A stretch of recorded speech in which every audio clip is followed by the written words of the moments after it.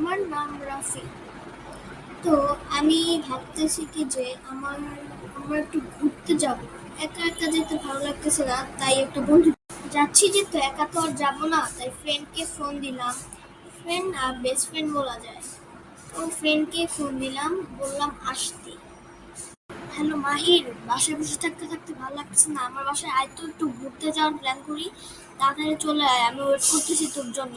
চলে আয় তাড়াতাড়ি। কিরে, তোর এত দেরি হলো কেন? একটু তাড়াতাড়ি আসতে পারলি না? তাহলে আর একটু গল্প করতে পারতাম, আর প্ল্যানের সাথে সাথে আর একটু আগে আসতি। আচ্ছা, ওটা ঠিক আছে, কিন্তু কোথায় ঘুরতে যাবি আমাকে বল। আমাকে খালি খালি বাসা থেকে ডেকে নিয়ে আসলে, আচ্ছা কোথায় ঘুরতে যাবি তাড়াতাড়ি বলতো, আমার আবার একটা কাজ আছে। ভাবতেছি কি যে আমার মামার একটা পুরনো বাড়ি আছে, এখানে ভূতের অস্তিত্ব আছে, চল এখানে যে অ্যাডভেঞ্চারও হয়ে যাবে। যাবি? আচ্ছা, চল তাহলে। কালকেই যাবি তাহলে? চল কালকেই যাই, অ্যাডভেঞ্চার আমার অনেক ভালো লাগে, তোর অনেক ভালো লাগে, আমি জানি, চল কালকেই যাবো আমরা। বাবারে, আমার মামার কত বড় বাসা, এই প্রথমবার আসলাম। কিন্তু ভূত প্রেতের ভয় লাগতেছে, যদি কিছু সত্যিকারেই থাকে। আমরা অনেক টায়ার্ড, অনেক দূরের থেকে আসছি, তাই এসেই আমরা শুয়ে পড়লাম।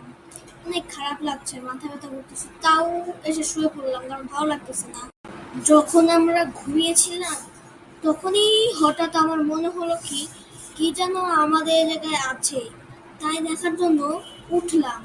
রাফি তখনও ঘুমাচ্ছে, আমি কি হলো দেখার জন্য উঠে ডাইনিং রুমে গিয়ে যা দেখলাম, তখন আমি কি বলবো, সাথে সাথেই আমি দৌড় দিলাম। আমি তাড়াতাড়ি দৌড়ে এসে রাফিকে বললাম, রাফি তাড়াতাড়ি উঠ, আমাদের বের হতে হবে, এখানে অনেক বিপদ আমাদের, তাড়াতাড়ি উঠ। আমরা আর কিছু না ভেবে এখান থেকে দৌড় দিলাম। এক দৌড়ে আমরা কোথায় যে ছিলাম আমার নিজেরও মনে নাই এই পর্যন্ত। এখন ওই দিনের পরের থেকে আমি আর কখনো এমন জায়গায় যাই নাই যে জায়গায় কোনো মানুষ নাই। এমন জায়গায় গিয়েছি যে জায়গায় মানুষ আছে।